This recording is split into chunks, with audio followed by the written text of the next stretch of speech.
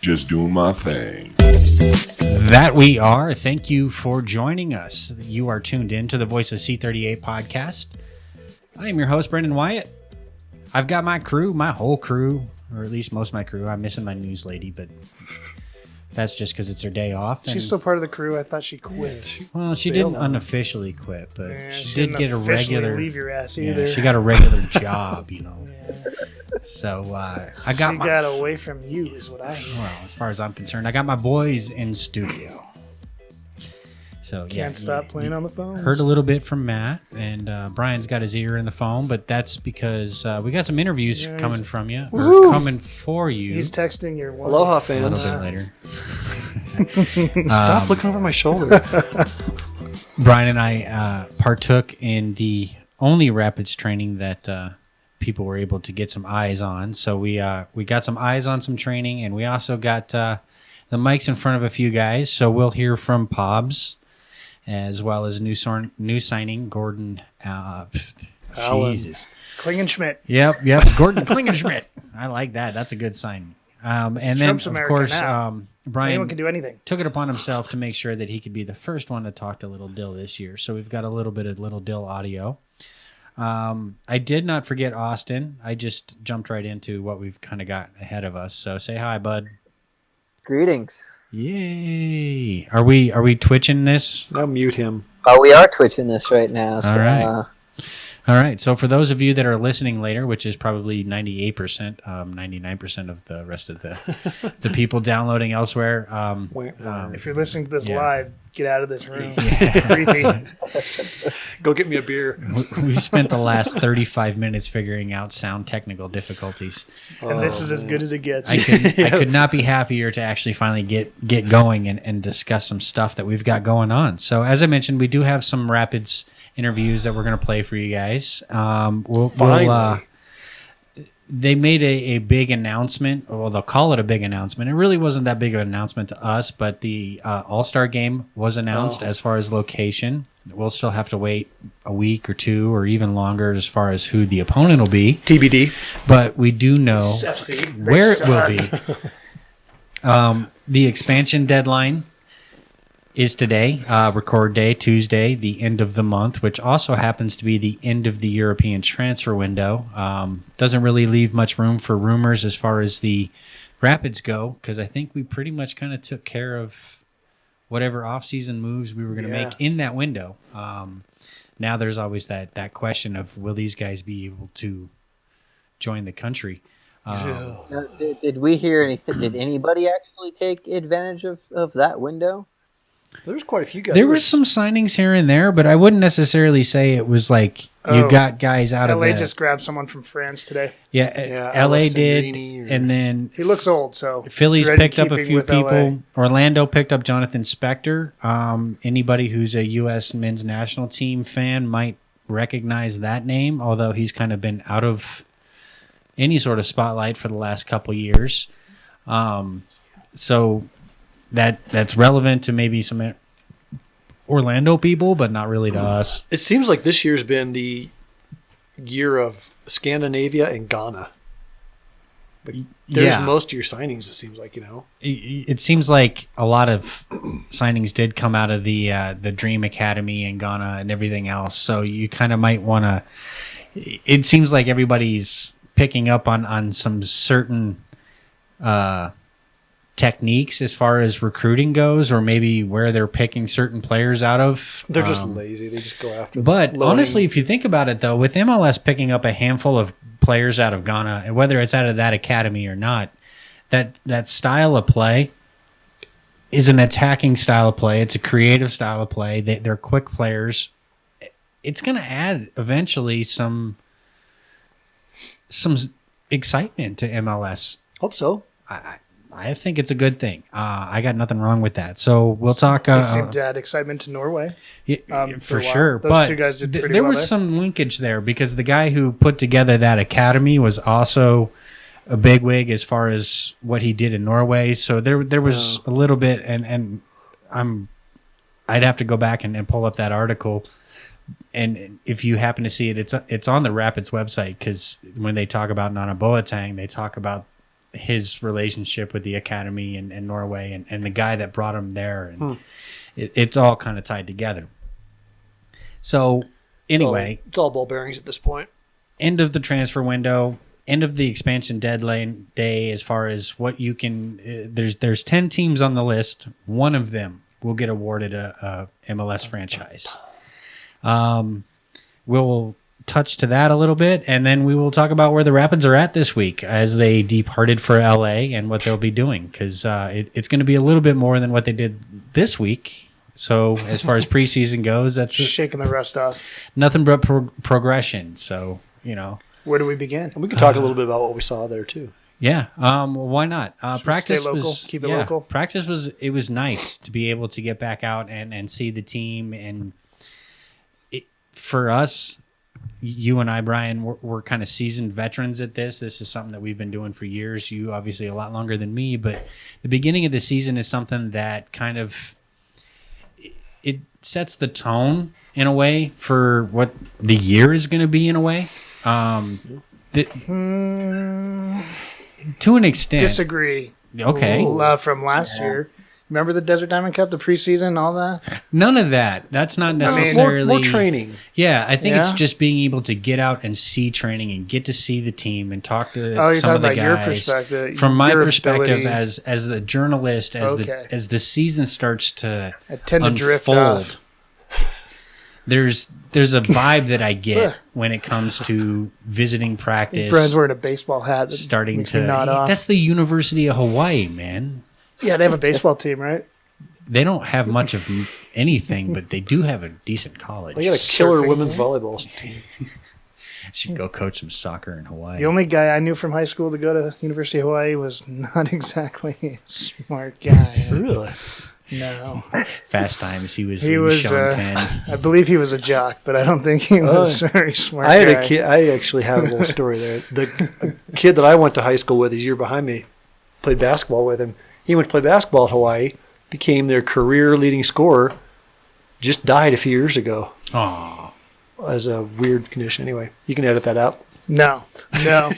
That's not sad. He lived a ripe old age. You're just really old. He didn't die young. You're just that old. That's what I'm saying. 74. So that's a celebration of life at that point. We promise it's still a soccer podcast. Yeah. Bringing it back around. Yeah, let's do that. Basketball. Sorry. I word vomited all over you guys. Sorry. I don't We're know. allowed to have personalities too. Despite the fact that I was about to go on a tangent about what it's like to finally see the first training of the year. Yeah. Woo! Thank goodness. Finally. And that's the last we're going to see of him for a month. That part sucks because for years and years we've been able to have access to the team. Especially, we've had more access to the team at the beginning of the year. Yeah.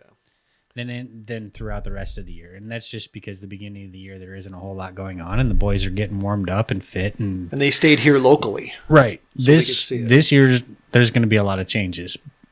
With all that being said, it was still awesome because I don't know how any of you start your year, your January or whatever. Mostly hungover.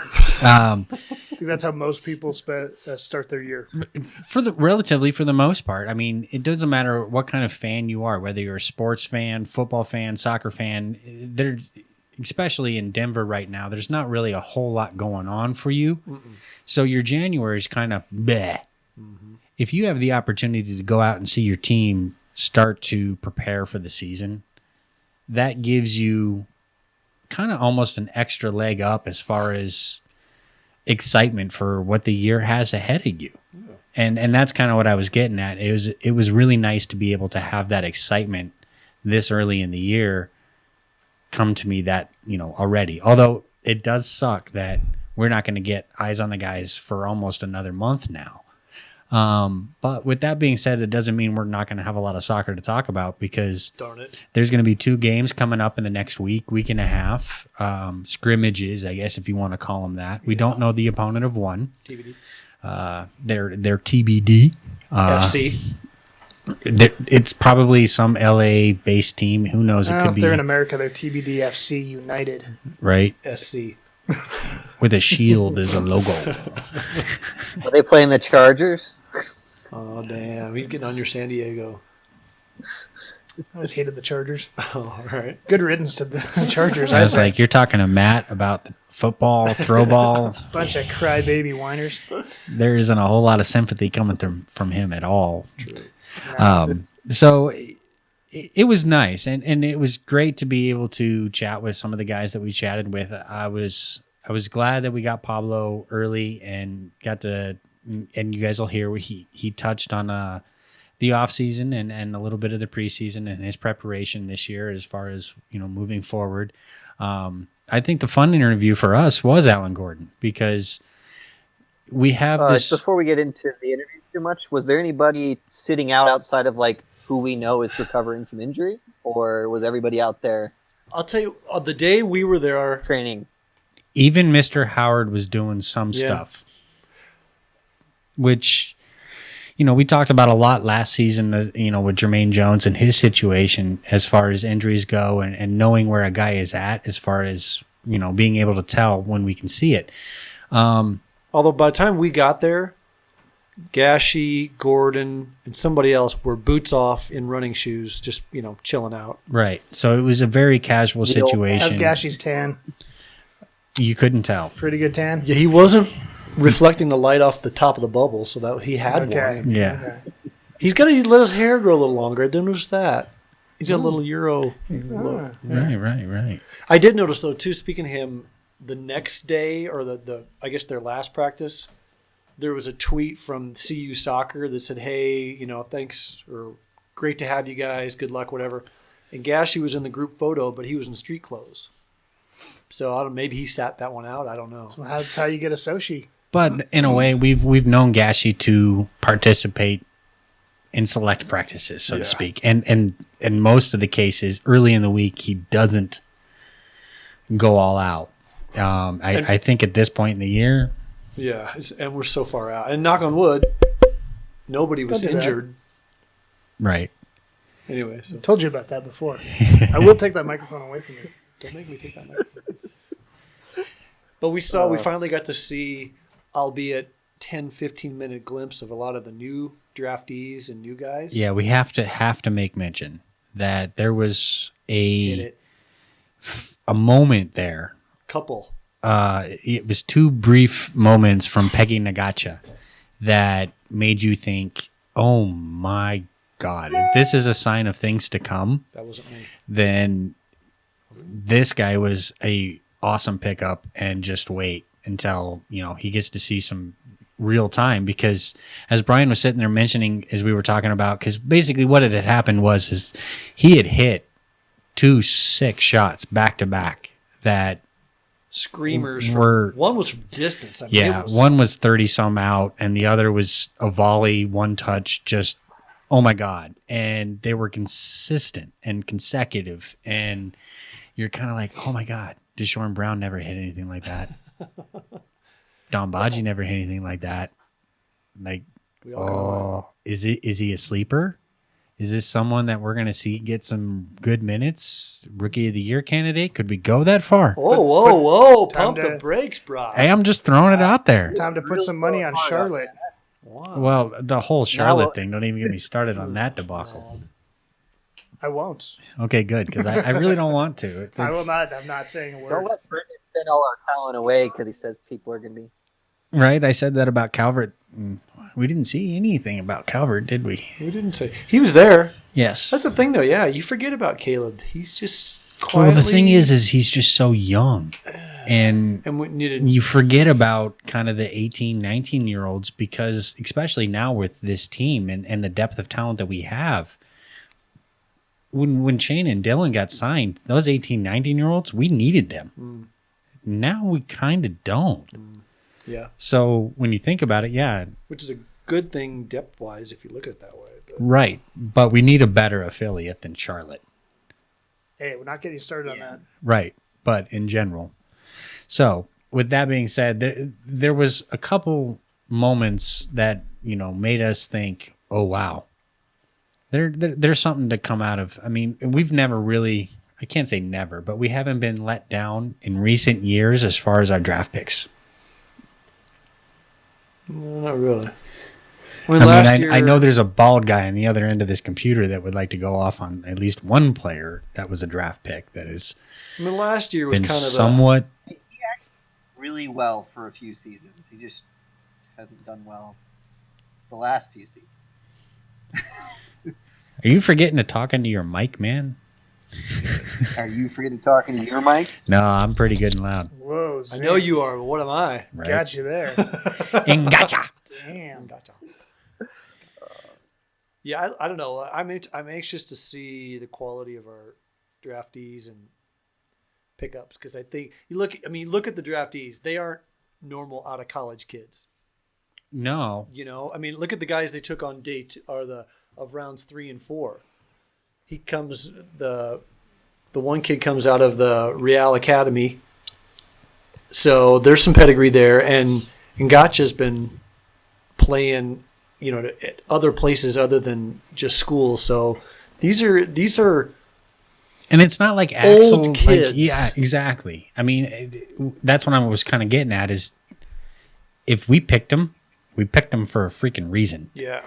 And we may have seen something that other clubs didn't see, and great, because that's what Podreg's all about. But if other clubs saw it and we just happened to grab them first, cool, because it's what we needed. We didn't need a lot as far as filling our roster. We didn't fire sale a lot in the offseason or anything like that. So we really, it's good to pick up some talented, promising youth at this point, because at this point you want to start building for the next couple years. If you've got a squad where maybe the only missing piece is Nana Boateng or Alan Gordon, your super sub, then everybody else you bring in from that point on is someone that's going to be a bench or a soon-to-be player, a Juan Ramirez, but maybe with less. What's bonus? Right. It's gravy at that point. Yeah, and that's kind of what I think that we might want to start expecting to see is some of these signings that are more for the future, not so much immediate impact. Because the way I look at this club, if they can start playing as a team and find their chemistry and form now. That's not me. No. My phone's silent. That's my bad. That's actually the computer. Oh. So that's your call if you want to edit Sorry, this listeners. little bit out. But I have to listen to this again. Once is enough. Just like Oscar, once is enough.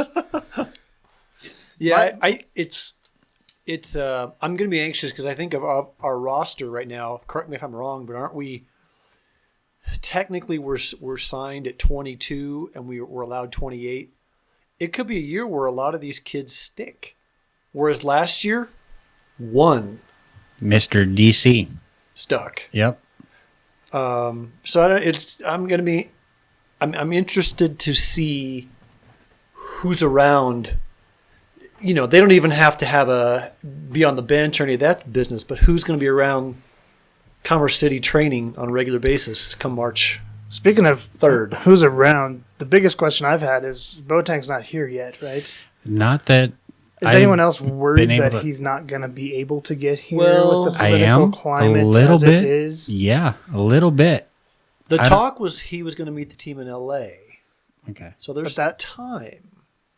Relatively recent developments in America may put a Yeah. cramp in that. So the question that I'd have to ask, and this is one that can't be answered immediately, but there's been close to a half a dozen guys internationally signed this window.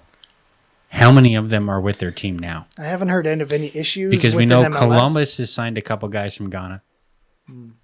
Well, Are they there? but look at Ghana wasn't on They weren't. our No, but illustrious there is- leaders. But Right. there's an across-the-board 90-day hold, isn't there? It's just 7 countries that are on indefinite. Yeah, see, I'm I not don't gonna lie to you, know I'm because Yeah, I every don't single wanna- person in this room tries This to is stay not a away from the political politics as time. much as Yeah. possible. And Exactly. unfortunately, this is one of those situations where it almost kind of makes you feel like, dang, I should be a little more educated in that department. I wouldn't But even think about it if I hadn't not seen a picture of him with a scarf yet. here in Commerce City. Right. Well, and even if you read the interview that they had with Fleming that he gave, that picture isn't a current, picture. It's not like he's here. He's not. He doesn't. He have has no Burgundy. Twitter that I can find or Facebook that I can find, so it's hard to tell from that perspective. And his podcast interview with Richard was on the phone. So Yeah, he was a In phone in. truth, he's just made up. He doesn't actually exist. He's like Rapid Man. He'll come out randomly for like 1 or 2 games. They just decide Boateng's a good all-around Ghanaian name. Right. Can't No go one's wrong gonna with doubt it. Boateng. It's just prominent enough, no one will question it. Well, there's that. We could take a quick little break, and then we'll come back with some interviews for you guys.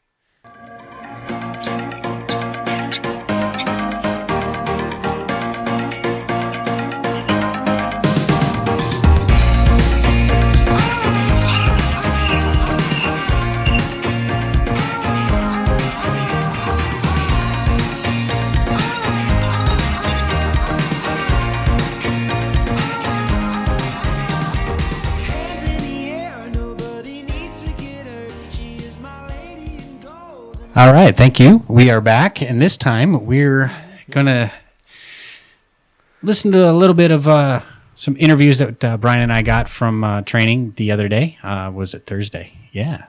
So here we go, B. Is it there?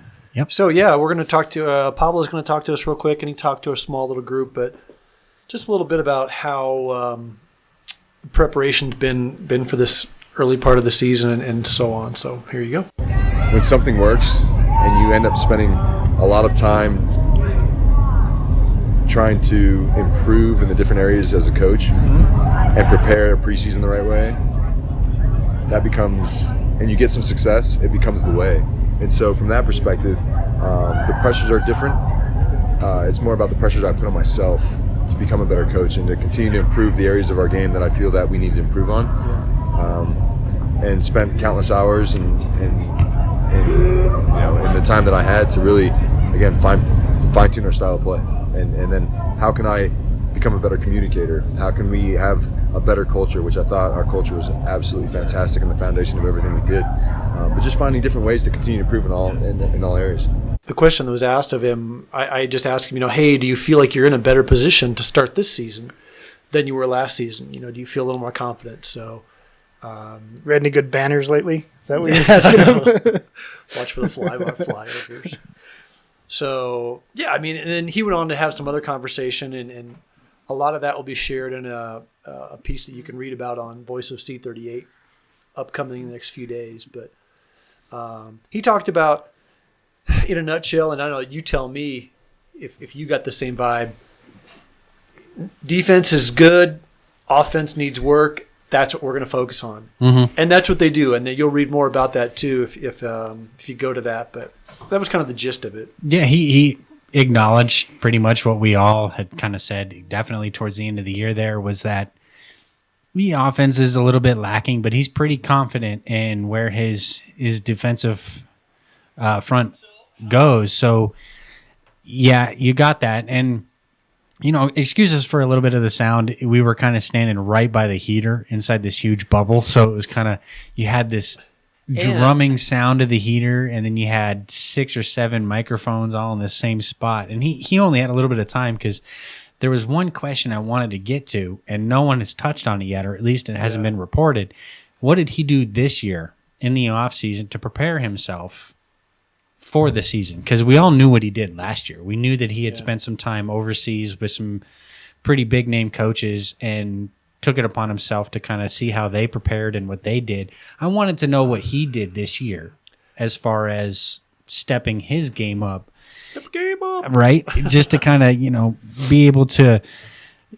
Well, I know he finished his licensing. He took that font. Remember, there was a piece, and I don't know if it was on MLS.com, but really kind of a cool picture of all these coaches, and they're all head coaches that had finished this initial course that they're starting. Well, do you remember talking about that last year? Yeah. When he had that shadow. He had a shadow that we briefly talked about that was from U.S. Soccer, and that was part one of of the that. last stages in him getting his license. Yeah. So we got to give kudos, and for those who think that he can't coach, I get to an extent what you're trying to say, but you can't be that close-minded to sit there and say that there hasn't been a significant turnaround, and this guy isn't taking his job seriously. And I'm confident this year as far as who our coach is and getting the job done. I think that we're not gonna have a bad season. No. Are we gonna have last year's season? It's gonna be different, but we're not gonna have a bad season, I don't think. And Pablo's a guy who, and he's been preaching this to players, so he's taken it to heart. And I've heard this out of him for 3 years. Make this your craft. Make this your job. No longer is it a game to you young guys coming in. Make this your career. And he's taken that, I think, to heart. He's out of player mode the last couple of years. Coaching is his craft. Coaching is his career at this point. And you can really see his dedication to it. So I think that should make fans happy to know that there's a guy working that hard. And gosh, you look at their whole staff, and it's really underrated. People don't get to see it every day. Steve Cook, Chris Sharpie for one. And now we bring in Coach Connor Casey.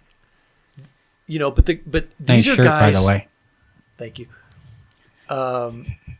These are guys in trainings. They really take a lead role and step up and are part of that. So, kudos to the whole staff, because they've really stepped up their game and they're a dedicated bunch, man. I give them all credit in the world. And Spenny last year was the same way, man. Hard worker. Absolutely. And the more I look into the Connor Casey situation, the more I can't just help but feel good about it. Oh, completely agree. Just his presence with the team, and I mean, his history aside, this is a guy that is, he loves his team, he loves his city. He's happy to be back. I mean, and he's played with Pablo for a long time, even though when he moved on after 2011, 12, it was unfortunate. He ripped his Achilles. I think if he didn't rip his Achilles and ask for some more money at the same time, things might have been a little bit differently. But with all that said, it's all water under the bridge. But, either way, yeah, he's just kind of, I'm glad he's back. I am too. I think he's a real calming influence as well. If you're ever around the guy, he is just very low key. He just has that very even-keeled demeanor. So I think that's going to be great in that locker room, because there's enough, counterbalance to that fiery personality of Pablo and some other guys too. So, yeah, I agree. That's solid. We also spoke to Alan Gordon, one of the newest Rapids. Yeah. So if you guys are interested, we'll hear a little bit from him as well. Yeah, let's do it, man. He, Alan's. I was kind of surprised. He was so humble. Yeah, just humble, just an affable guy. I mean, it was just like we were all sitting around, like he's in here drinking beers with us. Good humor. Yeah. Very humble. I loved the way, and we'll talk about this after let's just get to it. Okay, so I'll play a couple of different sections here, and then we can interject in between. Okay. Fantastic. The team's phenomenal. It's been almost seamless, it seems. And it's strange, but that's going to help too. It does. Well, I'm familiar with a lot of these guys, and it's if you walk into a good locker room, it's really not that difficult to kind of find your way. It's a great locker room. Everybody's very nice. Everybody loves each other, and so it's not very cliquey, and the young guys have been phenomenal so far, and the coaching staff's been great, and so I don't have any complaints. Nice. What any talks on, as far as the staff, what they're asking of you this season necessarily, or I think there'll be keep it open. Yeah, I mean, I think throughout the year there'll be different circumstances and situations to where I'm going to be called upon, but ultimately it's going to be what's best for the team and what's going to make us successful. Yeah. And I'm open to that, and so I think that's a good fit as well. So whether it's coming off the bench, I think I've proven that I can be dangerous in that role, and help the team. And in times where they need me to play, any injuries or anything like that, then I'll step in and do a job. Do you have a preferred role?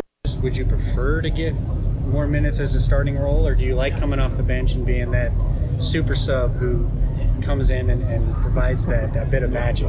Well, the super sub thing, it's only great if you're scoring those big goals. If you're not scoring, then you'd rather start. But honestly, I like them both. I embrace them both. I don't really, like I said, everybody wants to play. Yeah. But if it's a role and it's going to help the team, then I'll come in off the bench and we'll rock it.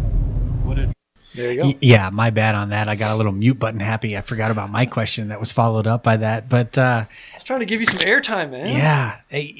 The thing I got was my mom, when I had posted the picture that the Rapids had posted of us giving the interview, my mom had commented going, "Boo hiss, we don't need this thug on our team." Was that your mom? Yeah. And I'm sure she speaks for quite a few Rapids well, fans. exactly. I I understand that there are a handful of Rapids fans who do feel the way my mom does, because my mom she's one of those Rapids fans that does swing the way some of those more negative mindset guys go, or ladies in my mom's situation. But I was like, he didn't really seem much of a thug to me. Now, he may have this on the field reputation, and we said that about Sebastian Letou. Like, this is a guy that every time I saw him hit the pitch when he wasn't on our team, I was like, oh, damn. I know. No, I got worried.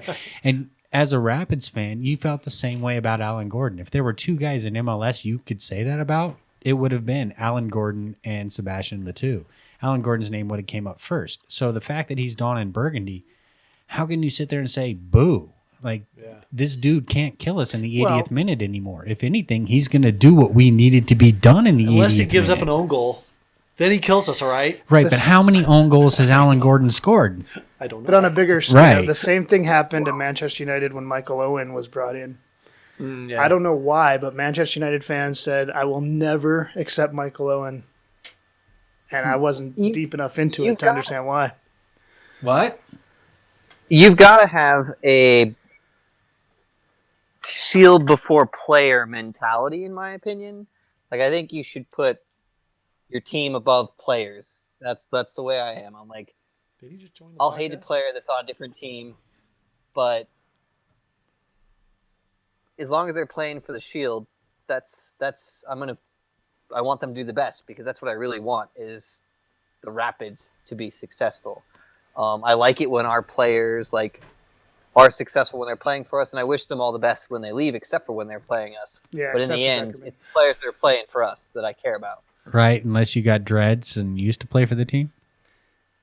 And if you... Well, he no longer plays for the team.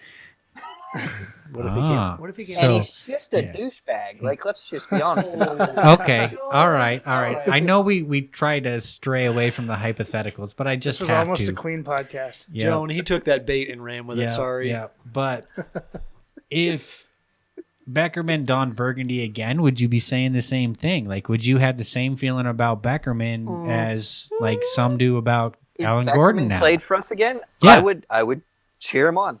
Okay, then. I would cheer him on if he came back. Yeah. All right. I hate him because he left, and he's become a talented player after he left. He was a us, talented player before he left, and I think that's where some people don't Wait, you said necessarily. he was a D-bag. Yeah, but he is kind of a D-bag. No, he's not. He's an awesome guy. And that's just kind of what I'm getting at. On the field, you might think that this person has a reputation or this is who they are, but off the field, that they're very different. Alan Gordon's, at least in our experience so far, has proven to be that. Kyle Beckerman, over the years, has proven to be that to both Brian and I. Yeah, We've had handfuls of discussions with him. You ever want to talk to? And I can't say he's a douchebag. I just can't. All. But, if you don't know a guy or whatever, and you're just a fan saying what you want to say, you're obligated to that. But as a guy who's had a couple personable meetings with certain players, I might want to stand in and say, well, wait a minute. And I've only had now one discussion with Alan Gordon. But in that one discussion, I've come to learn that he's very humble. He's very happy to be here. he doesn't care what his role is. He just wants to play some soccer. Exactly. And he knows that he's really good at scoring goals. He doesn't need a whole lot of time on the pitch. He knows his place. He made a great comment about, like, I'm Colorado. This is why I'm growing the beard. Yeah. And it was kind of funny. And what I really enjoyed was that while we were doing the interview, we all got a handful of questions. And unfortunately, the kid from the Post had jumped into the interview a little bit later and asked one of the questions that was asked at the beginning. And Alan was very, very good at responding. And he just kind of humbly laughed and was like, well, you can get the notes from these guys. But he still answered the question kind of nicely and vaguely, to the point where he still had to get some notes from us. But it was kind of, he knew how to handle the media very well. And he just seemed like a really good addition, as well as great. Not just on the pitch or being that super sub like I asked, but I think he's going to be a good locker room addition too. And he doesn't need to be a 85-minute guy scoring 20 goals a year. That's not why he's here. No, and he knows that too. Right, he knows that, and I'd like to put Austin to the challenge of seeing what his numbers are like when he don't even comes in and subs versus when he starts. It was like, funny. So too. that's your homework, man. He's, and because I've listened to a couple of his interviews, pre this cast, and he does seem like a really humble guy. Is it to do because he's basically played sub his whole career? He's never been that all-star player that, like, can get that huge ego. Like, he's obviously talented. He's obviously scored lots of goals, and he's carried teams in those final minutes, but he's never been that star player. He's never been Donovan. He's never been Beckham, and he's played with all of those players. So, do you think that's been in the background more than in the foreground? I think he's always known his role, and he's been around the block. Look, honestly, if you're a player and you know your role, that gives you an edge up on a lot of other players. To be honest, because you don't let stuff get to you. And there are certain politics when it comes to it that you would let get to you in other situations. If you know that you're the type of player, and in Alan Gordon's case, where you're like, give me 20 minutes, I'll go get something done. You can't do anything but just embrace a guy like that, because I'd rather have a guy say, give me 20 minutes off the bench, I'll go get something done, than to say, give me 70 minutes and let me see what I can do. And if he gets nothing done, you just wasted 70 minutes. Or he's saying, what the hell? Why am I not getting? Right. I need more time. Yeah. In Alan Gordon's case, he's that type of player that doesn't need that kind of time. So he's a niche player, and teams need niche players. You need a playmaker. You need a defensive-minded guy. You need probably 2 or 3 defensive-minded guys. You kind of need a good winger, a speedster, a hold-up target forward. You need certain niche players in order to fill a roster. What does Alan Gordon do? He just fills that roster. That's all he did is fill a spot. I mean, we talked about in the last cast last week about Pablo's subs and why he didn't make certain subs in certain situations. Maybe he didn't have a guy on that bench that could actually do what he could rely on in that situation. And you telling me that Alan Gordon can't? That's what he does. What's nice to see with Gordo is that he, like, basically you can say he's a professional at doing that. Right. Like, a lot of players either are early in their career doing that position, or they're late in their career, like, because they don't have the stamina so anymore. They're not able to play the minutes. Yep. And he's basically done it his whole career and shown that he can do it and consistently do it. And I think that makes him better than someone that's not used to that. And he's a pro. He's consistently been relatively healthy. So Brendan's kiss of death. There you go. I guarantee he will remain. I guarantee he won't play the rest of the season because he'll be out after LA. No, but when you have a guy who's played as many, off to Charlotte, join Alan Gordon at our first tailgate podcast. These guys, man, with a torn meniscus. He got in scrimmage 1 facing TBD. Actually, getting off of the airplane in LA. Hey, took a tumble. I have to bring it up, whether I'm jinxing it or not. I have to take that chance. He's probably rooming with Gashi, and who knows what could happen. Well, we know that he'll like the temperature hots. Yeah, no kidding. What else do we got? Do we nothing? We're Yeah, good. we'll save the rest for another time. So we do have a couple articles that'll be coming out. So stay tuned to the. Well, we got actually. Hit it. Pimp it. Yeah, the Voice of C38 has their own Facebook now. So hit us up, hit a like, follow that. We will use that to pimp our articles. We will use that to pimp some of our streaming casts when we're out at live situations, viewing parties and all that kind of stuff. Some of our podcasts, some of our pre-podcast stuff, we'll do some Facebook Live. We might even do it during once we tweak some things. But Start doing some fun stuff. Yeah, hit us up. The Voice of C38 on Facebook. Hit a like and follow us. We'll have some articles coming out. The Dylan one, the little Dill Cerna, that was put out yesterday, so that's new and fresh. Yeah, and please check that out. We will have and nice. We're gonna have a whole bunch of new hardware out at the tailgate, which is currently sitting in my living room. So we got all of our new hardware in. So we'll be hopefully having a blast with that.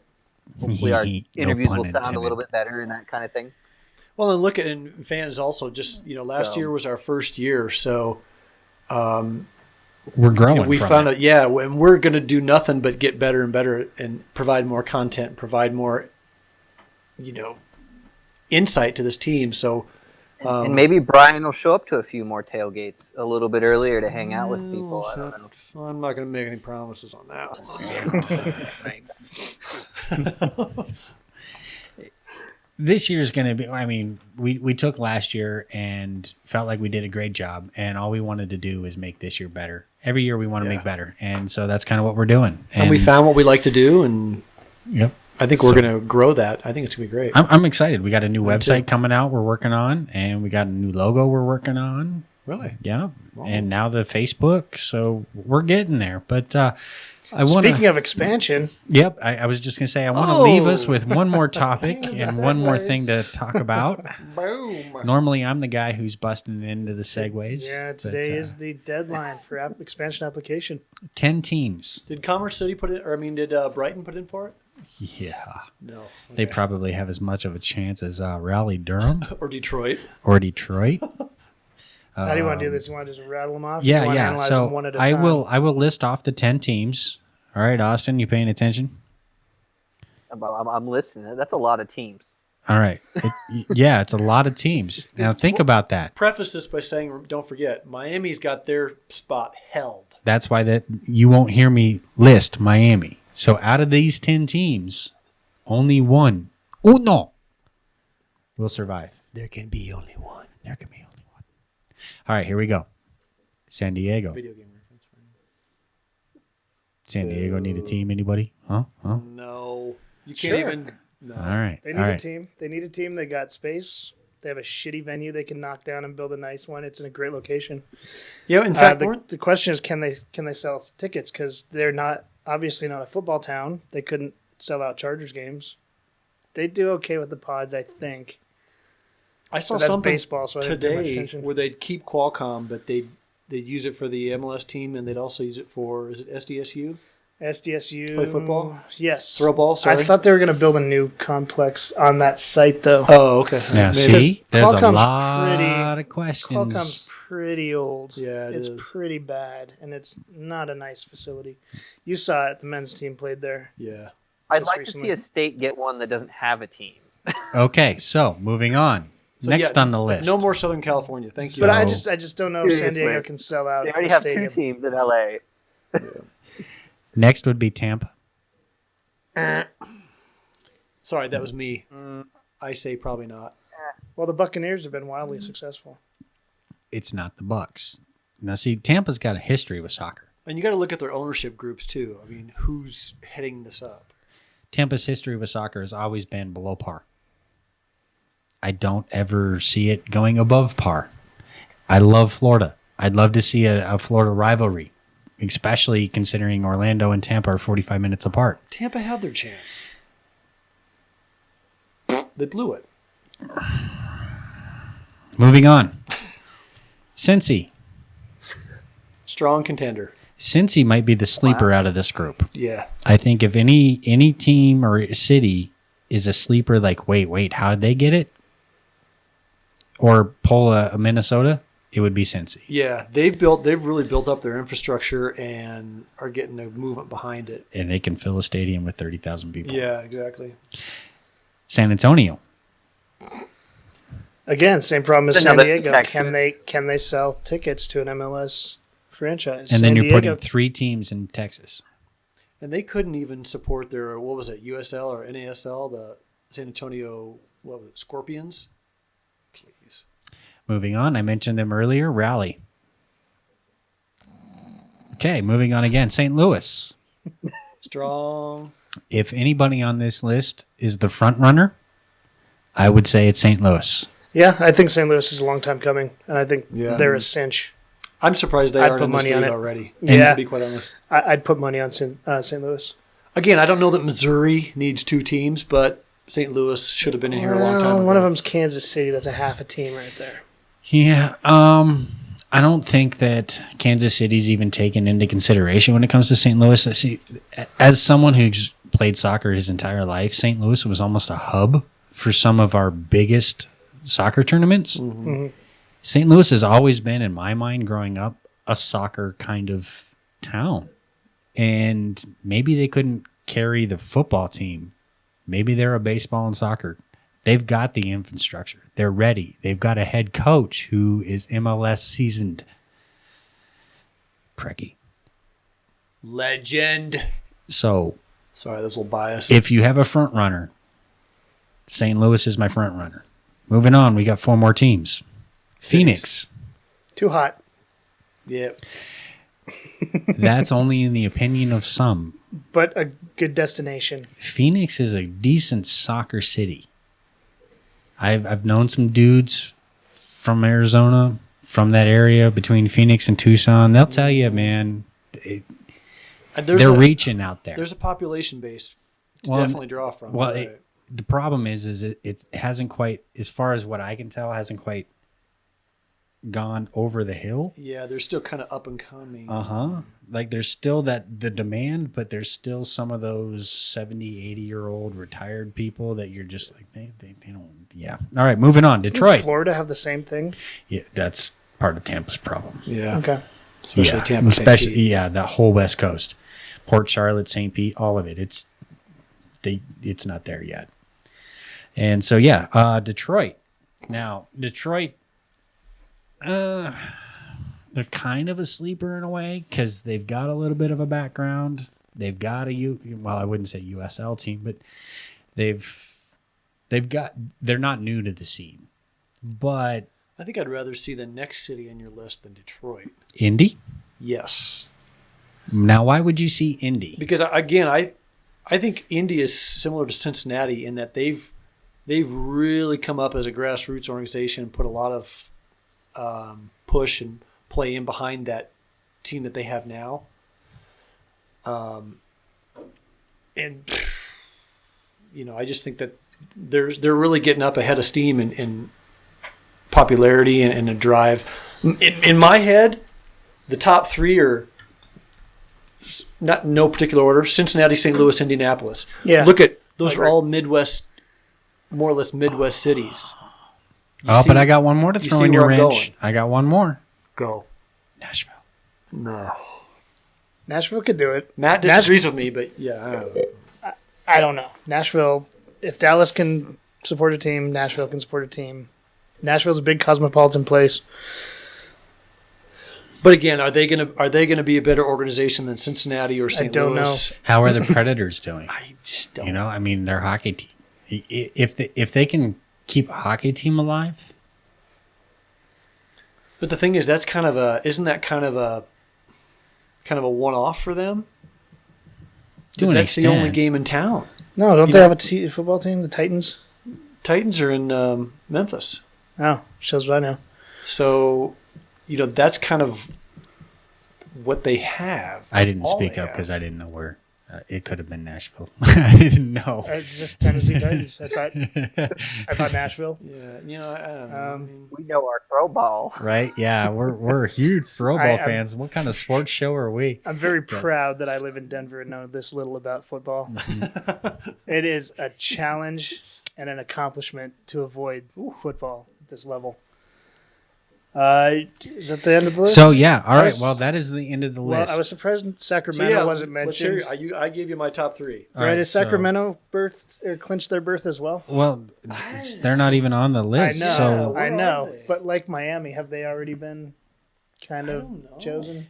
in the event, in that hypothetical situation, if Garber's certainly in his over head Detroit. already given Sacramento and Miami teams, then there's the possibility 2 teams out of this 10 will get awarded. What's his goal? 28 teams 28. by 2025 or something? So there's a chance that two teams out of this list, Mhm. like this list could be skipping Well, over Sacramento and Miami because they've got their own issues going on. I Well, you completely know- agree with Brian on the 3 that I'd pick. I'd love to have seen a team in San Diego. I don't so much care anymore.